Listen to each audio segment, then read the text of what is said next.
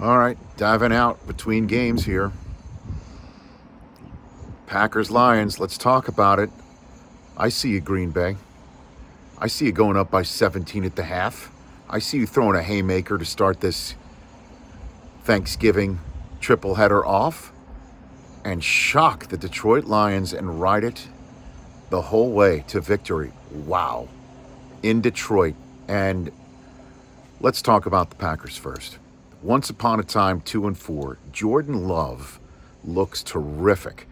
And his 5-day turnaround against the Chargers on Sunday, and then coming out and throwing dart after dart after dart, overcoming that first half mistake on that 4th and short where A.J. Dillon ran the wrong way, and then he just kept on going.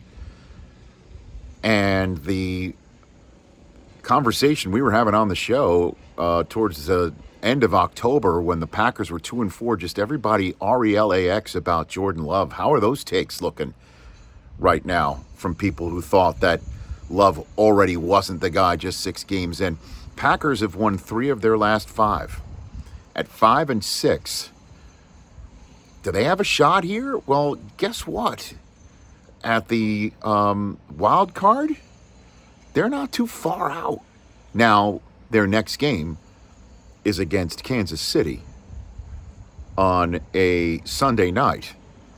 And that's a pretty damn big football game, because if they can come out the gate, play defense like they played in Detroit against an offense in Kansas City that just got shut out in the second half for a 3rd straight time, if they can get a little healthier on offense too, and that's in the realm of possibility for the Packers to get to 6-6. I know that's saying a lot, but look at what they've done over the last 5 days.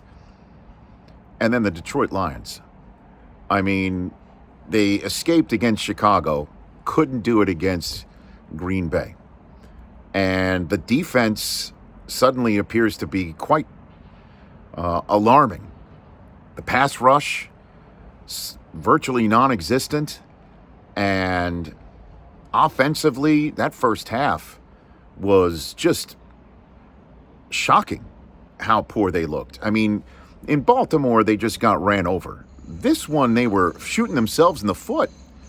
So maybe you bury the tape on this one and you're 8-3 and you still have a leg up in division. And, you know, you're rooting for the Bears to finish the job against the Vikings on Monday night that they couldn't finish against you. And, you know, you still have some breathing room, and there's still some time to improve, obviously. And you got to tighten the bolts on defense and get rid of these mistakes, certainly if you really want to make a run in the playoffs against an NFC that appears to be loaded everywhere else, now above you in the standings, you know? So, and the Eagles are currently, as we're talking right here, the only one above you in the standings, completely.